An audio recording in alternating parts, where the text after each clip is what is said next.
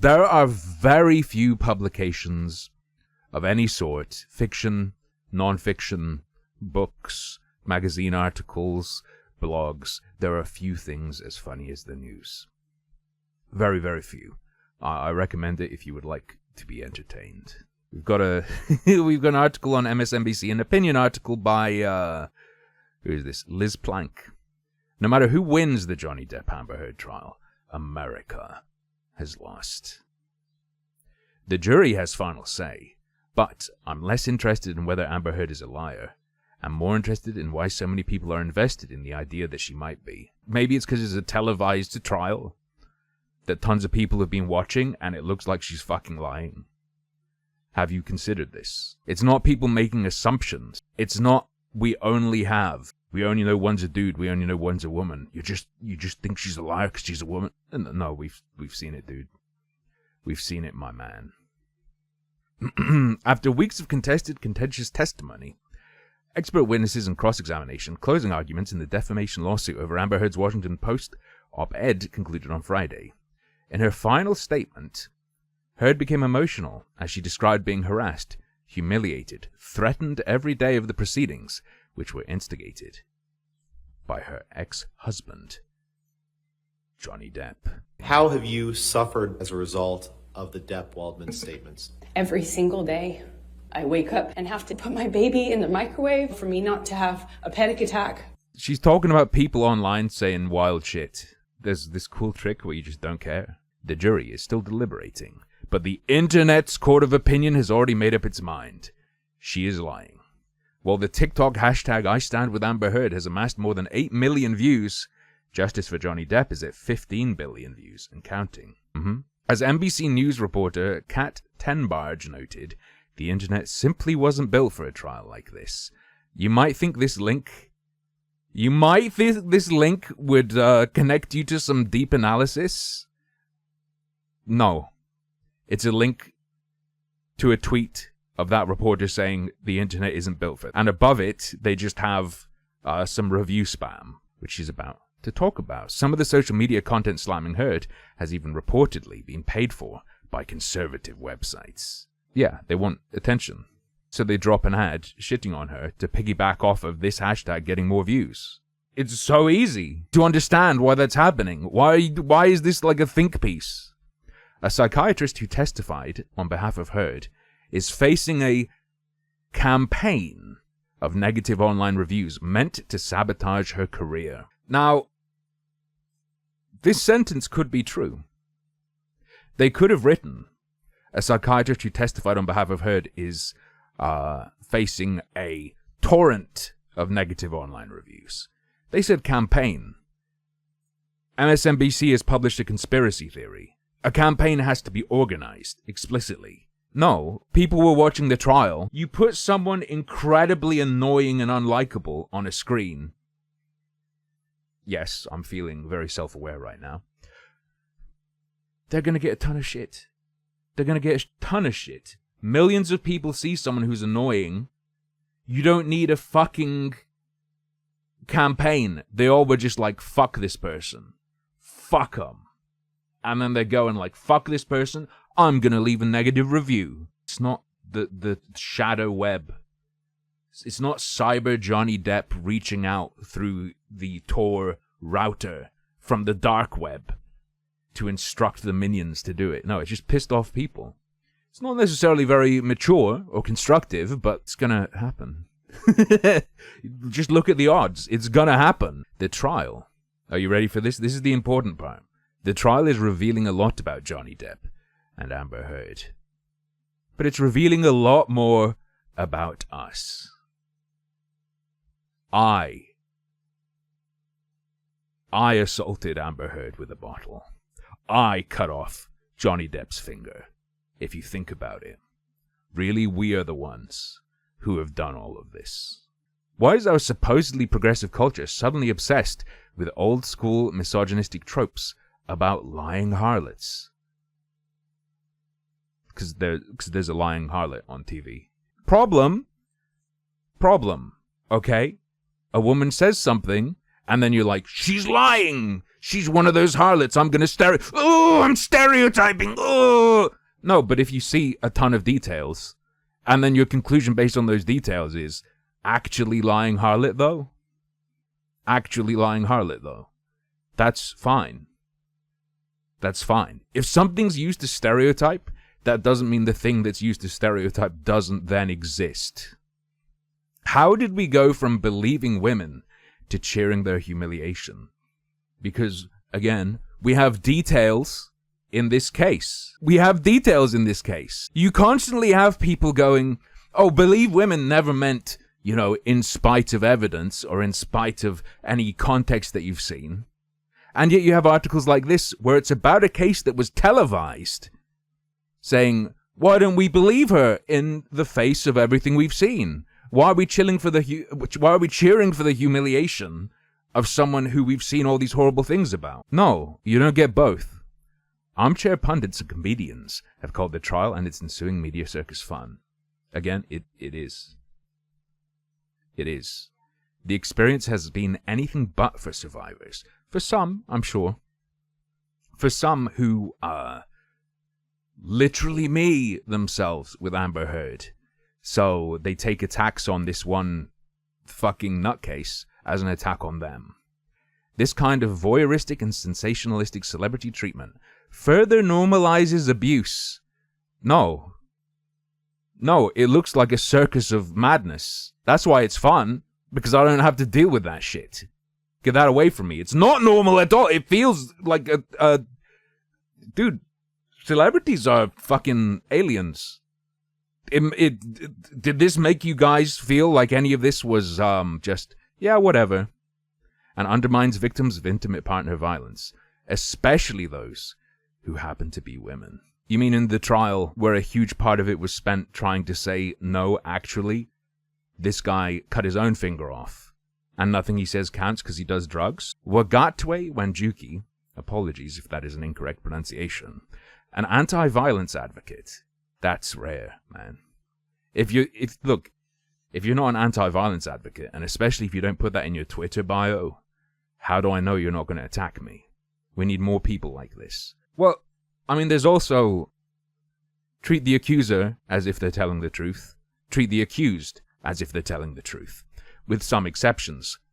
For example, let's say you have a babysitter, and your babysitter is accused by someone else of diddling their kids.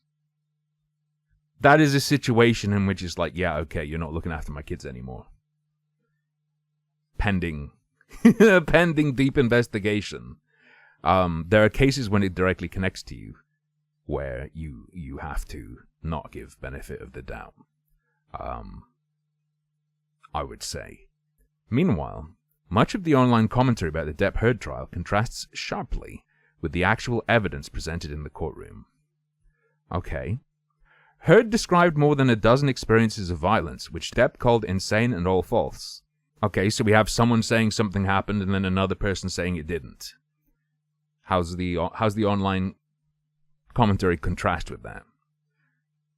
While Depp described himself as a southern gentleman who had respect for women, texts Depp sent to Heard called her a worthless hooker. In others, he joked about wanting to smack the ugly cunt around. He also joked about burning and raping her dead body in a text sent to his friend and fellow actor, Paul Bettany. I don't care. I mean, it's not something I'd do. I don't know, maybe it was proved false even. But here, this piece itself calls it a joke. That doesn't mean he did anything to her beyond calling her in a text one time a worthless hooker. Is that, on its own, abuse? And if... they're going to get onto this later. If you're being treated like shit constantly and you do that once, does that then put you on even footing? Does that level you out? It's not nice. You shouldn't do it. The trial also revealed that Depp spent a lot of time with Marilyn Manson, a man who has been accused of rape by several women, and who is also suing one of them for defamation. Like Depp, Manson denies the allegations. Not sure the relevance of this unless they, tag-teamed people. Heard's every gesture has been analyzed and scrutinized. Depp's odd behavior, not so much. This is a fucking lie.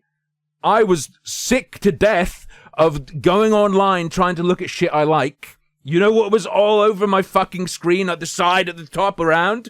Look at Johnny Depp's coloring book. Why is he being a weird guy? Why does he just look down all the time? He's doing a kid's drawing book. Why does he have like M&Ms on the desk? His lawyer put out M&Ms. This is weird.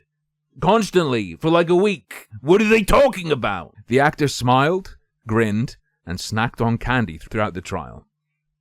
Interestingly, they have links, which means people were scrutinized. To show that people weren't scrutinizing Depp's odd behavior, they have links to examples where his behavior is being scrutinized. Depp is either an abuser or a victim of abuse, but his body language throughout the excruciating ordeal has remained casual, even cheerful. It hasn't, though. It's not true. And that's also not true of Heard. They've both kind of been all over the place. She's been doing weird smile shit more than he has. Like, his smiling and laughing that I saw tends to be in relation to a witness being goofy. Which makes sense. Heard shit is like giggling at mutilation of body parts. So I feel like there's a slight difference. It's also weird that they wouldn't mention the whole mimicking his outfit stuff, which was one of the first things that I think really got everyone thinking, oh, this bitch is a psycho. This woman is actually just an insane person. It would be hard to imagine Heard getting away with similar, even seeming, nonchalance. I mean, what do you mean get away with? Nothing's happened. What do you mean? What do they mean by get away with? There are less people shitting on Johnny Depp, but they're there as well. This didn't happen. Ultimately, the jury will decide whom they believe is telling the truth. But I'm less interested in whether Heard is a liar. I'm more interested in why so many people are gleefully invested in the idea that she might be. Millions of people seem suddenly interested in domestic violence. But only because there's a chance a scorned and vengeful woman might be lying about it. You don't think it's because two major actors are in a televised court case and she comes off that way. You think if this wasn't televised and no details came out and it wasn't actors, if the only reason is it's a scorned and vengeful woman who might be lying about it, then if this was not televised, if they were not famous, people think people would be as interested. People think the circus around it would be... This author thinks the circus around it would be what it is. Of course not. Being wrongly accused of rape is astonishingly rare. In fact, it rarely ever happens. I've got to... that's redundant. If it's astonishingly rare, it must rarely ever happen. You've repeated yourself. Bad writing. However, I was actually shocked. I had been going around with the assumption that proven false rape accusations would be in the ballpark of 0.1 to 0.01%. I followed these links. The first link goes with, over the past 20 years, only 2 to 10% of rape accusations are proven to be fake, argue the authors of a 2010 US study. 2 to 10%. As many as 1 in 10. What the fuck? Other studies found it's in the same range. The FBI has put the number of unfounded rapes, those determined to be false after investigation, at 8%. That's fucking huge! What the fuck? For what it is? When you're like, it's astonishingly rare, I thought it was 0.1 or like 0.01.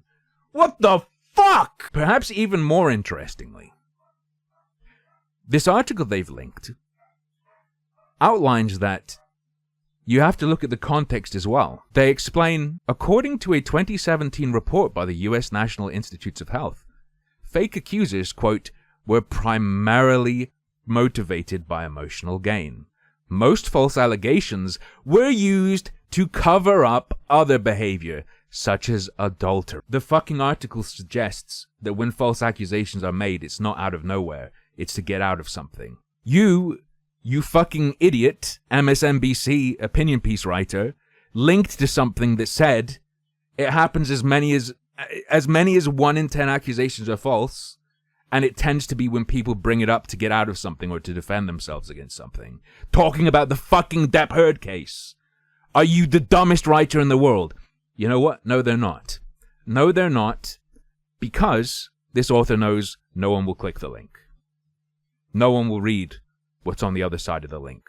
They'll just note that there is a link and accept astonishingly rare. And I imagine when you read something is astonishingly rare, it rarely ever happens, most people aren't going to think 10%. They're not even going to think 2% of the time. Innocent men rarely get accused of abuse, but the Depp case could give the public more reasons to believe the opposite. I'm going to be honest.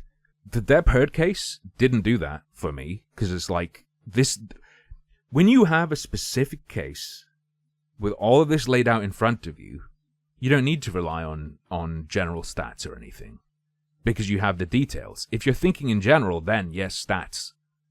You have to go with the stats because you don't have the individual details. This article has done that to me, for me. I wasn't aware that false accusations are as many as 10% of all accusations. I didn't know that the FBI put it at 8. You changed my mind. I just on an assumption, just on a guess, I thought less than 1%. To an outsider, Heard and Depp's relationship seems tumultuous, volatile, and at times even violent. But calling their dynamic mutual abuse, as it was during the trial, perpetuates the same kind of stereotypes that keep abusers in control. It's dangerous because it doesn't exist, Wanjuki said about the term. I agree. You're right, Wanjuki. But not in the way you think. While the throngs of Depp fans may believe they've picked the right side in this trial, they are also enabling damaging stereotypes about survivors. No, seeing the trial is doing that. The public humiliation of Heard will only make victims more afraid to come forward. Okay, but what if she's not the victim, though? What if, as you've laid out, even when things happen in both directions, only one is the victim? As you said earlier in your piece, it could have been Johnny. If you're saying this, it's the public humiliation of someone who isn't a victim will only make victims more afraid to come forward. It's not consistent with the rest of your fucking article, dude. If you had gone with, while she may have been abusive towards Johnny, even violently, and the only evidence is that she enacted physical violence directly on his person, his behavior towards her was also abusive, which I think is true. Then you can be like, the public humiliation will only make victims more afraid to come forward. Because if they're a victim who's more along the lines of her, but not a fucking crazy person, you could still, as someone who isn't a psychopath, be like, oh God, these things she says happened to her actually happened to me. People aren't going to believe me now. But the way they've done that, you can't then do that with what you've said. Because with what you've said, it can't be that they're both victims of abuse from each other at different times. It's either she is or she isn't. So if she isn't, this doesn't make any sense. No matter who wins this lawsuit, it feels as if we have all already lost. Well, what we should do is before every trial starts that involves an accusation of abuse or sexual assault, get a random number generator, and if it rolls 1, you throw out the case. Let's use these statistics. Let's not look at details of individual cases and instead rely on statistics.